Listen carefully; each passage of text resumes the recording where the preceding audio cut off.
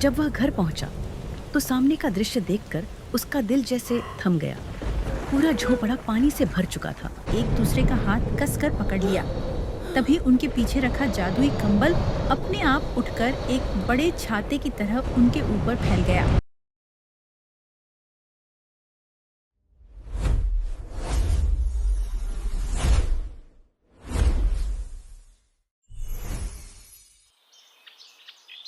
ठंड में बारिश का कहर।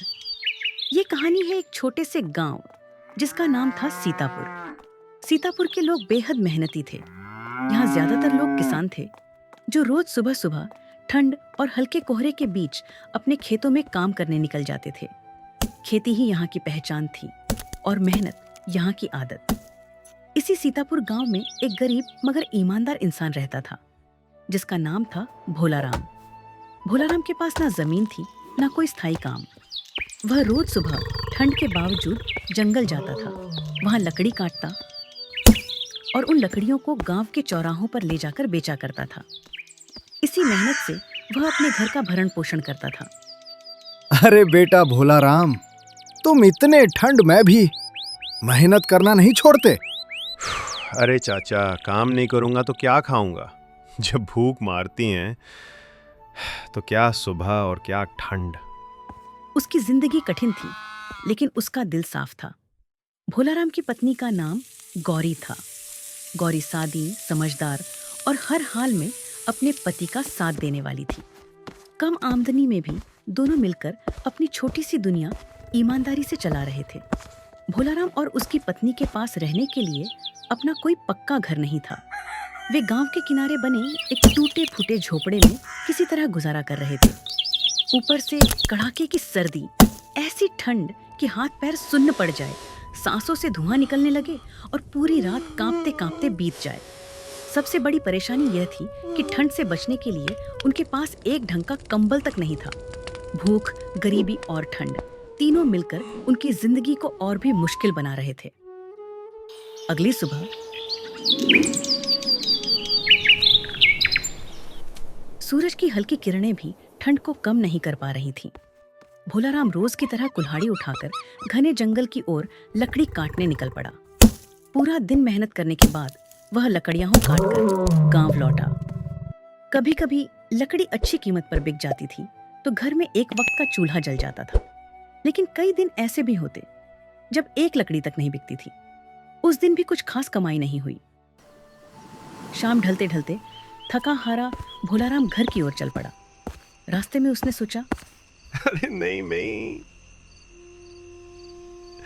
आज भी मैं खाली हाथ घर नहीं जा सकता। घर में खाना बने 3 दिन हो गए हैं और आज भी 1 पैसे की बिक्री नहीं हुई है। लगता है आज भी सेठ जी से उधारी मांगनी पड़ेगी। यही सोचकर वह मजबूरी में गांव के साहूकार सेठ धनराज की दुकान पर पहुंच गया। सेठ जी, आज थोड़ा सा अनाज दे दीजिए।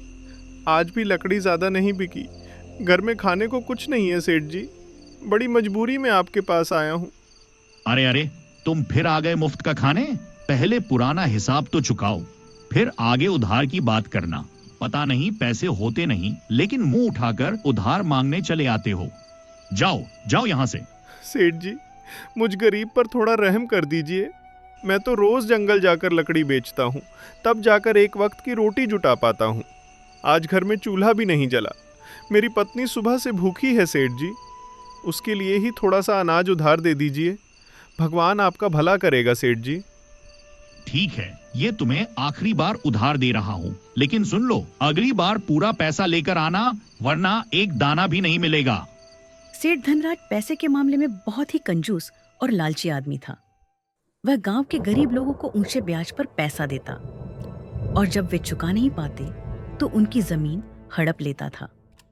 आज भी उसने मजबूरी देखकर भोलाराम को थोड़ा सा अनाज तो दे दिया, लेकिन उसके मन में दया नहीं, सिर्फ स्वार्थ भरा था। बेचारा भोलाराम उदास मन और भारी कदमों से वह अनाज की छोटी सी पोटली लेकर अपने टूटे फूटे घर की ओर लौट पड़ा। उस रात किसी तरह कट गई। भूख और ठंड के बीच भी भोलाराम और उसकी पत्नी ने एक दूसरे को ढांढस देकर रात गुजार ली।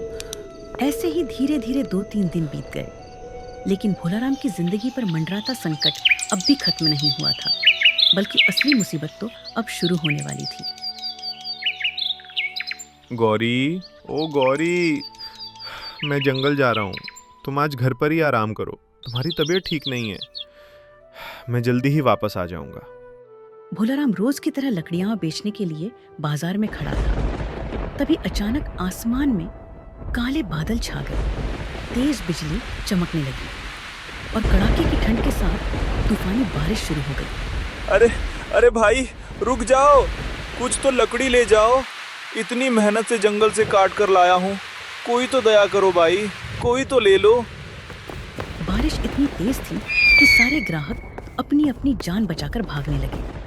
कुछ ही पलों में पूरा बाजार खाली हो गया और भोलाराम अपनी लकड़ियों के साथ अकेला भीगता हुआ खड़ा रह गया। लेकिन बारिश के शोर में उसकी आवाज किसी तक नहीं पहुंची। अब भोलाराम के ऊपर एक और मुसीबत टूट पड़ी थी, तेज बारिश की मुसीबत, जिसने उसकी बची खुची उम्मीद भी धो डाली। हे भगवान, आज भी 1 रुपया तक कमाई नहीं हुई।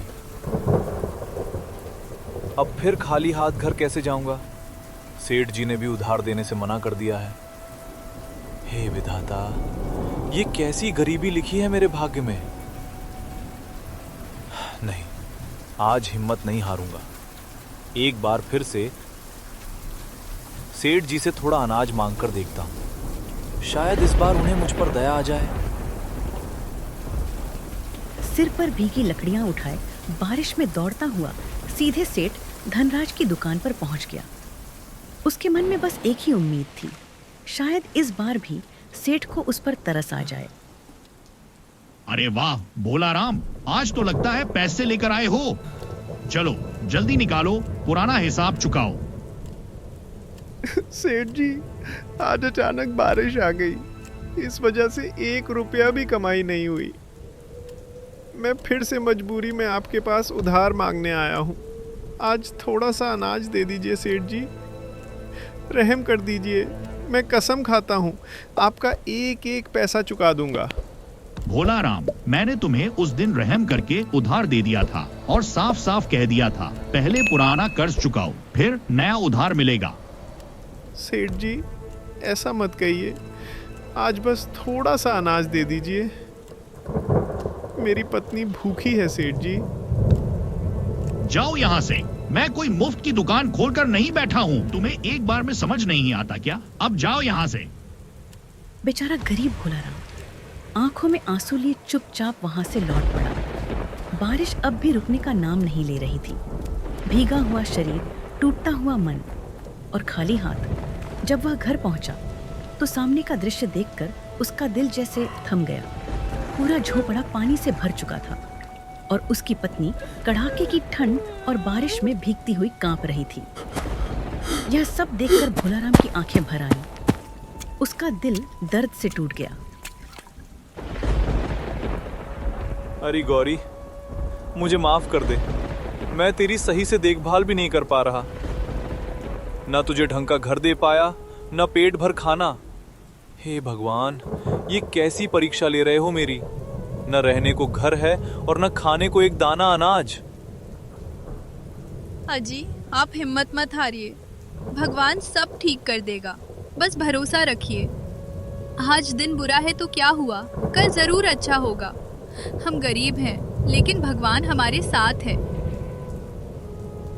गौरी, मुझे पता है तुम बहुत भूखी हो, सुबह से कुछ नहीं खाया तुमने, और ये तुम्हारा भोलाराम तुम्हें एक रोटी भी नहीं खिला पा रहा। अब बहुत हो गया गौरी, कल सुबह होते ही हम ये गांव छोड़ देंगे और कहीं दूसरा काम ढूंढेंगे। शायद वहीं हमारी किस्मत बदल जाए। बरसात से भरे उस टूटे फूटे झोपड़े में चारों तरफ पानी ही पानी था। ठंडी हवा शरीर के भीतर तक चुभ रही थी और भूख से दोनों बेहद कमजोर हो चुके थे। ऐसी हालत में भोलाराम अपनी पत्नी गौरी को भीगते और कांपते हुए देख खुद को रोक नहीं पाया। उसका दिल दर्द से भर उठा। उनके पास उम्मीद के सिवा कुछ भी नहीं बचा था। एक फटा हुआ पुराना कंबल और एक दूसरे का साथ, बस यही सहारा था। इसी सहारे उन्होंने किसी तरह वह ठंडी रात काट ली। अगली सुबह कड़ाके की ठंड में अपना थोड़ा सा सामान लेकर भोलाराम और गौरी दूसरे गांव की ओर निकल पड़े। उन्हें नहीं पता था कि आगे उनकी किस्मत में क्या लिखा है, लेकिन उम्मीद अभी भी जिंदा थी। अरे भोलाराम, यह सारा सामान लेकर कहाँ जा रहे हो? कहीं गांव छोड़कर भाग तो नहीं रहे? नहीं नहीं सेठ जी, मैं क्यों भागूंगा। बस कुछ दिनों के लिए दूसरे गांव जा रहा हूँ काम की तलाश में। जल्दी लौट आऊंगा। इसे ही भागना कहते हैं। सोचा होगा गांव छोड़ दोगे तो कर्ज भी नहीं चुकाना पड़ेगा। नहीं सेठ जी, ऐसी बात नहीं है। मैं लौटकर जरूर आऊंगा और आपका पूरा हिसाब चुका दूंगा। नहीं, तुम्हें अभी ही हिसाब चुकाना होगा, वरना मैं तुम्हें यहाँ से जाने नहीं दूंगा। सेठ जी, मेरे पास अभी इतना पैसा नहीं है। घर में खाने तक को कुछ नहीं बचा। आपका कर्ज कैसे चुका पाऊंगा? तो जो भी सामान है सब यहीं रख दो। जब कर्ज चुका दोगे तब आकर ले जाना। सेठ जी, मेरे पास रखने लायक कुछ भी नहीं, सिर्फ ये लकड़ियां और मेरी कुल्हाड़ी है। ठीक है, यही सब छोड़ दो और यहाँ से निकलो। सेठ जी, कुल्हाड़ी ही मेरी रोजी रोटी है। अगर ये भी दे दूं तो मैं कमाऊंगा कैसे? मुझे कुछ नहीं पता, या तो कर्ज चुकाओ या सामान छोड़ो। अब भोलाराम के पास कोई रास्ता नहीं बचा था। भारी मन से उसने अपनी लकड़ियां और कुल्हाड़ी वहीं छोड़ दी। फिर गौरी का हाथ पकड़कर टूटे दिल और बुझी उम्मीदों के साथ वह धीरे धीरे दूसरे गांव की ओर चल पड़ा। चलते चलते भोलाराम और गौरी एक घने जंगल में पहुंच गए। भूख, ठंड और लंबी थकान से दोनों की ताकत जवाब दे चुकी थी। वे एक पेड़ के नीचे बैठ गए और बेबसी में उनकी आंखों से आंसू बहने लगे। अरे गौरी,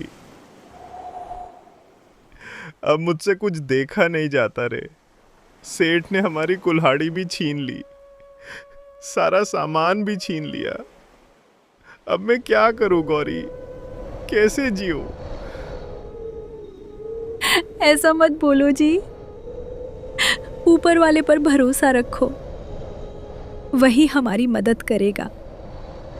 आज दुख दिया है तो कल सुख भी वही देगा। हे ऊपर वाले, ये तेरी कैसी लीला है रे। अब तो मेरे पास कोई काम भी नहीं बचा। गौरी। अचानक चारों ओर तेज रोशनी फैलने लगी। उस चमकती रोशनी के बीच एक दिव्य और सुंदर पुरुष प्रकट हुआ। यह दृश्य देखकर भोलाराम और गौरी दोनों घबरा गए।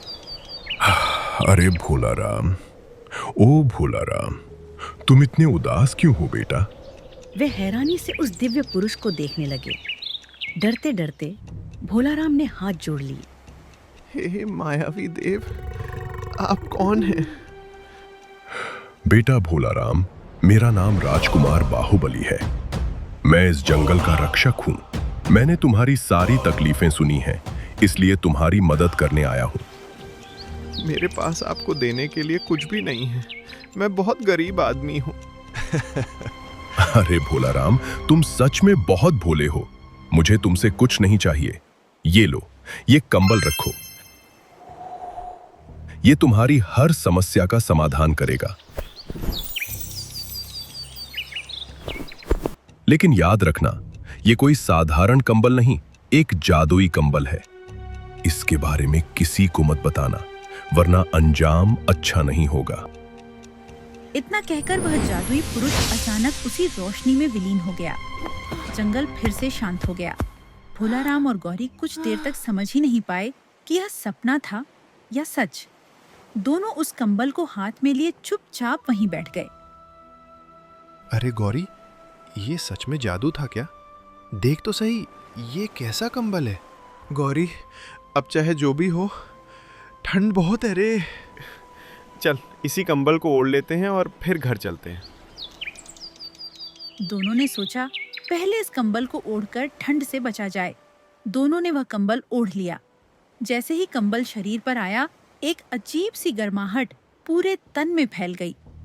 अरे गौरी, सुन तो, इसमें तो बिल्कुल ठंड ही नहीं लग रही रे। वाह भगवान, तेरी भी क्या लीला है। तू भी अच्छे से ओढ़ ले गौरी, अब हमें ठंड कुछ नहीं बिगाड़ पाएगी। दोनों कुछ देर उसी कंबल में बैठकर आराम करते रहे। उनके दिल में पहली बार हल्की सी उम्मीद जागी। फिर कंबल ओढ़े ओढ़े ही वे धीरे धीरे अपने घर की ओर चल पड़े। जैसे ही भोलाराम और गौरी गांव पहुंचे, ठंड कुछ कम हो चुकी थी। वे कंबल हाथ में लिए धीरे धीरे अपने टूटे हुए घर की ओर बढ़ गए। घर पहुंचकर भोलाराम उस कंबल को ध्यान से देखने लगा। उसके मन में बार बार एक ही सवाल उठ रहा था, क्या यह सच में जादुई है? शाम ढल गई और रात गहरा गई। तभी अचानक तेज हवा चलने लगी। आसमान में बिजली कड़कने लगी और चारों ओर अजीब सा डरावना माहौल हो गया। रात गहरी हो चुकी थी। अचानक तेज बारिश शुरू हो गई। डर के मारे भोलाराम और गौरी ने एक दूसरे का हाथ कसकर पकड़ लिया। तभी उनके पीछे रखा जादुई कंबल अपने आप उठकर एक बड़े छाते की तरह उनके ऊपर फैल गया। दोनों यह दृश्य देखकर घबरा गए। उन्हें समझ ही नहीं आ रहा था कि यह सब क्या हो रहा है। कुछ देर बाद उनके दिल का डर धीरे धीरे कम होने लगा। चेहरों पर फिर से उम्मीद की हल्की मुस्कान लौट आई। थोड़ी ही देर में बारिश रुक गई और वह छाता फिर से साधारण कंबल बनकर नीचे गिर पड़ा। अरे गौरी, ये तो सच में जादुई कंबल है रे। हाँ जी, मैं ना कहती थी, भगवान सब देख रहा है, सब ठीक हो जाएगा। हाँ रे गौरी, भगवान की महिमा सच में निराली है। चल अब सो जाते हैं, सुबह कहीं से खाने का इंतजाम करूंगा। भोलाराम के इतना कहते ही अचानक जादुई कंबल से गरम गरम खाना निकलने लगा। अरे रे रे गौरी, ये क्या हो रहा है रे? यह देखकर दोनों की आंखें खुशी से चमक उठीं। तभी वह जादुई कंबल हवा में हल्के हल्के घूमने लगा और अपने जादू से उनका टूटा फूटा झोपड़ा धीरे धीरे नए घर में बदल गया। ये चमत्कार देखकर भोलाराम और गौरी खुशी से भर उठे। ये मायावी देव, आपका बहुत बहुत धन्यवाद। मैं आपका ये उपकार जिंदगी भर नहीं भूल पाऊंगा। अरे गौरी, इस जादुई कंबल के बारे में किसी को भी गलती से कुछ मत बता देना। चल अब भरपेट खाना खाकर चैन से सो जाते हैं। उन्हें पहली बार लगा शायद उनकी किस्मत सच में बदलने लगी है। उस दिन दोनों ने लंबे समय बाद भर पेट खाना खाया। थके हुए शरीर को जैसे नया सहारा मिल गया। दोनों उसी जादुई कंबल को ओढ़कर लेट गए। शायद यह उनकी जिंदगी की पहली रात थी जब भोलाराम और गौरी बिना डर, बिना भूख और बिना ठंड के इतनी गहरी और सुकून भरी नींद सो पाए।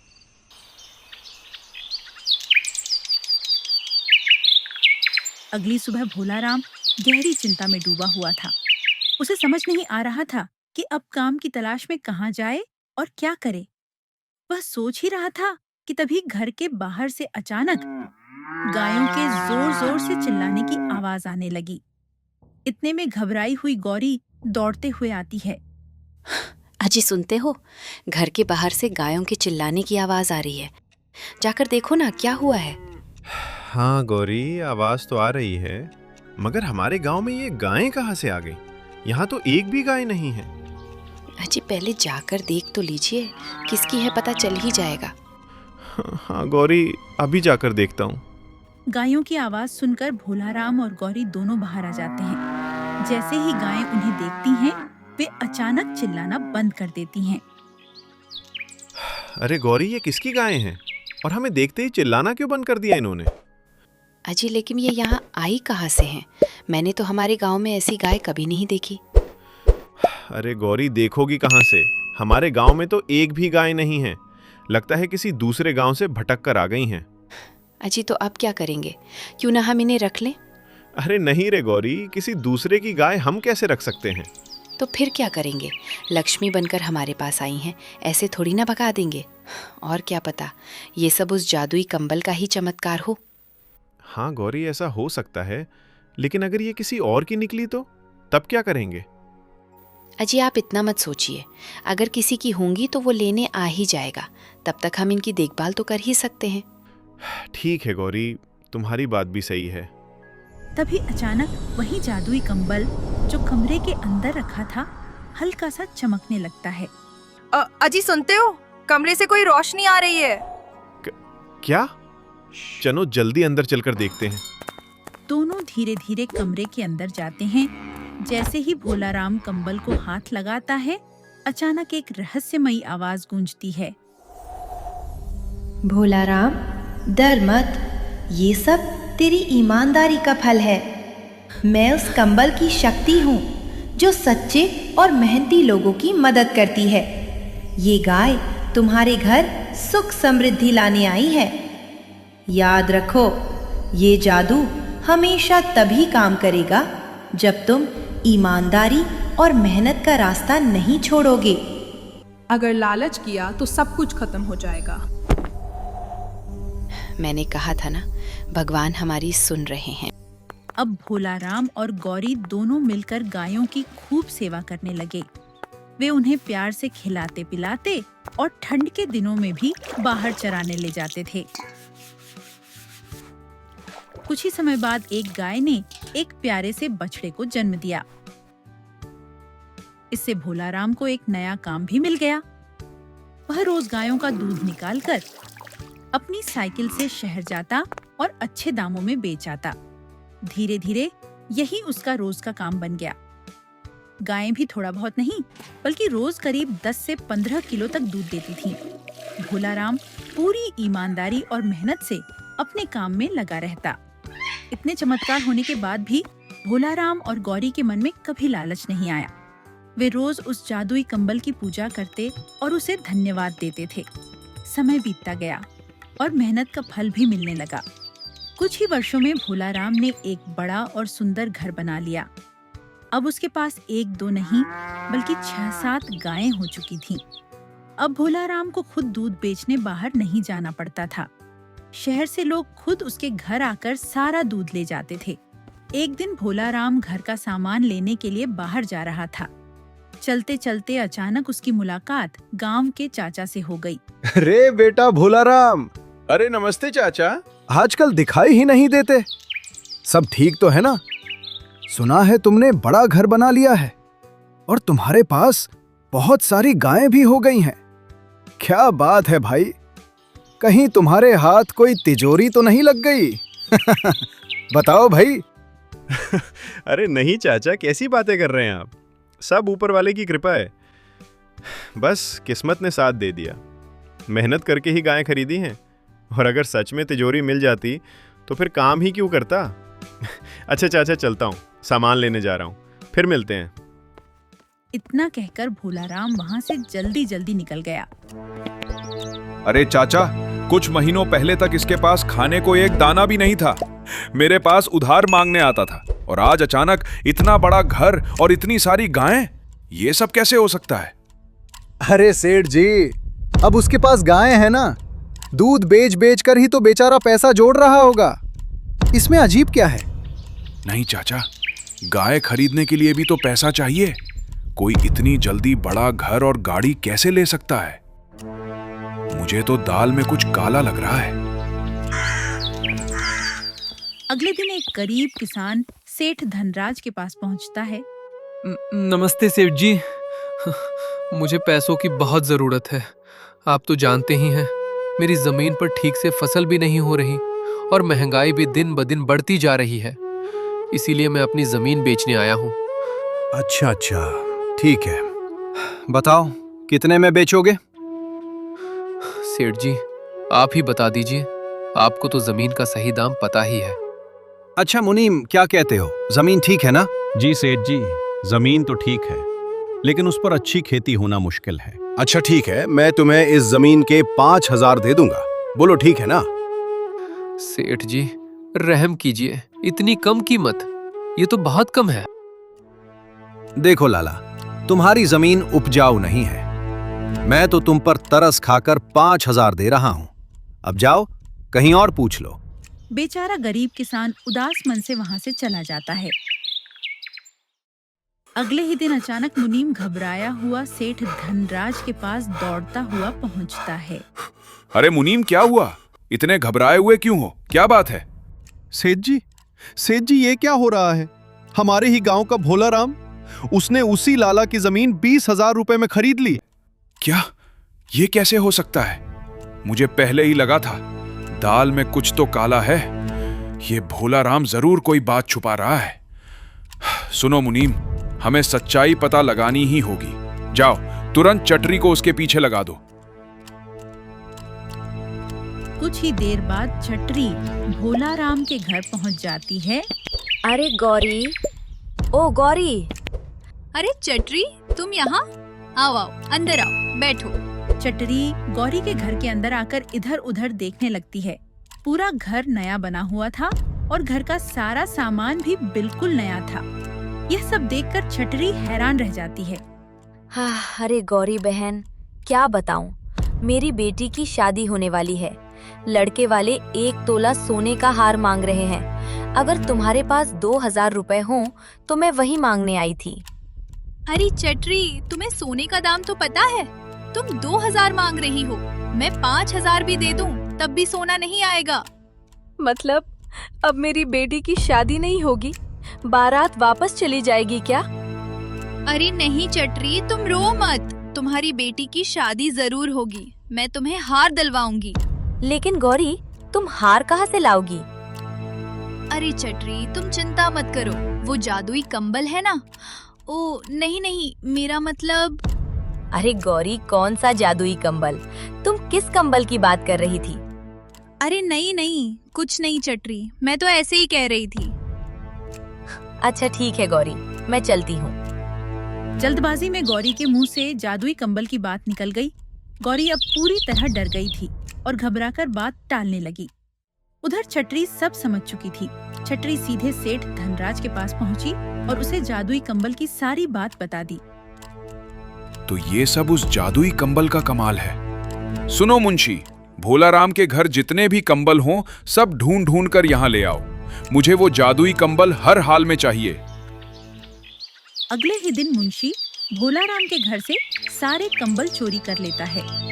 कुछ देर बाद गौरी दौड़ते हुए घर आती है और घर का सारा सामान बिखरा देखकर घबरा जाती है। अरे गौरी, ये सब क्या है? हे भगवान, अजी लगता है चोरी हो गई है। अरे गौरी, अरे गौरी, और वो जादुई कंबल कहाँ है? अजी, वो जादुई कंबल भी चोरी हो गया। उसके साथ घर के सारे कंबल भी ले गए। हे भगवान, ये सब कैसे हुआ? मतलब चोर को जादुई कंबल के बारे में सब पता था। कहीं तुमने किसी को बताया तो नहीं? नहीं जी, मैंने जानबूझकर नहीं बताया। वो गलती मुंह से निकल गया। वो चटरी आई थी। क्या चटरी? वो तो यहाँ की बात वहां करती है और सेठ धनराज के पास काम भी करती है। मतलब ये चोरी सेठ ने करवाई है। सेठ धनराज, मैं तुम्हें छोड़ूंगा नहीं। भोला राम गुस्से में गांव के लोगों को साथ लेकर सेठ के घर की ओर निकल पड़ता है। उधर सेठ धनराज जादुई कंबल को देखकर बेहद खुश हो रहा होता है। तो इसमें छुपा है सारा जादू। यही है वो जादुई कंबल। जैसे ही सेठ कंबल को हाथ लगाता है, कंबल में अचानक आग लग जाती है और वह जलता हुआ खिड़की से बाहर उड़ जाता है। अरे देख क्या रहे हो? पकड़ो उस कंबल को। सेठ और उसके आदमी कंबल के पीछे दौड़ पड़ते हैं, लेकिन बाहर निकलते ही वे देखते हैं कि वही जादुई कंबल सेठ के पूरे घर में आग लगा रहा है। गांव के लोग दूर खड़े सब देख रहे थे, लेकिन सेठ के लालच और बुराई की वजह से कोई भी उसकी मदद के लिए आगे नहीं आया। तभी भोला राम भी गांव वालों के साथ वहां पहुंच जाता है। सेठ धनराज के घर में आग चारों ओर फैलती जा रही थी। तभी सेठ की नजर अचानक भोला राम पर पड़ती है। बचाओ बचाओ, ये क्या हो रहा है? कोई तो आग बुझाने में मदद करो। अरे भोला राम, ये क्या हो रहा है? तुम्हारा ये कंबल तो मेरा पूरा घर जला देगा। इसे रोको भोला राम, और मुझे माफ कर दो। भोला राम, मुझे माफ कर दो। मैं लालच में अंधा हो गया था। अब कभी ऐसा नहीं करूंगा। सबकी जमीन भी वापस कर दूंगा। क्यों सेठ, अब बोलती बंद हो गई? ये सब तुम्हारे लालच और बुरे कर्मों की सजा है। ये कोई साधारण कंबल नहीं है। तुमने मेरे घर में घुसकर चोरी करवाई है। भोला राम, मुझे माफ कर दो। मैं लालच में अंधा हो गया था। अब कभी ऐसा नहीं करूंगा। हे मायावी देव, कृपया शांत हो जाइए और सेठ का घर मत जलाइए। ये सब लालच में हुआ है। उसे अपनी गलती का एहसास हो चुका है। गलती करना आसान होता है, लेकिन अपनी गलती मान लेना ही असली इंसान की पहचान है। कृपा करके आग शांत कर दीजिए। भोलाराम की सच्ची बात सुनकर जादुई कंबल शांत हो जाता है। घर में लगी आग धीरे धीरे बुझ जाती है। फिर वह कंबल आसमान में उड़कर हमेशा के लिए लुप्त हो जाता है। कुछ ही समय बाद किसानों की छीनी हुई जमीन वापस कर दी जाती है। भोलाराम, मुझे माफ कर दो। आज समझ आया कि पैसा ही सब कुछ नहीं होता। जब मेरा घर जल रहा था तब कोई भी मदद के लिए आगे नहीं आया। अब मुझे अपनी गलती सच में समझ आ गई है। सेठ की बातें सुनकर भोलाराम का गुस्सा शांत हो जाता है। गांव में फिर से शांति लौट आती है। गांव में खुशहाली फैल जाती है और लोग मिलजुल कर रहने लगते हैं। भोलाराम और गौरी पहले की तरह मेहनत, सच्चाई और सादगी से जीवन बिताते हैं। उनके घर में सुख और संतोष हमेशा बना रहता है। अंतिम संदेश: लालच इंसान को बर्बादी की राह पर ले जाता है। मेहनत, ईमानदारी और सच्चा दिल ही असली दौलत है। तो बच्चों, आपको हमारी कहानी कैसी लगी? अगर अच्छी लगी हो तो वीडियो को लाइक और शेयर जरूर करें। अरे भाग्यवान, ये लोग वीडियो तो देखते हैं लेकिन चैनल को सब्सक्राइब नहीं करते। बहुत मेहनत लगती है वीडियो बनाने में, प्लीज सब्सक्राइब जरूर करें।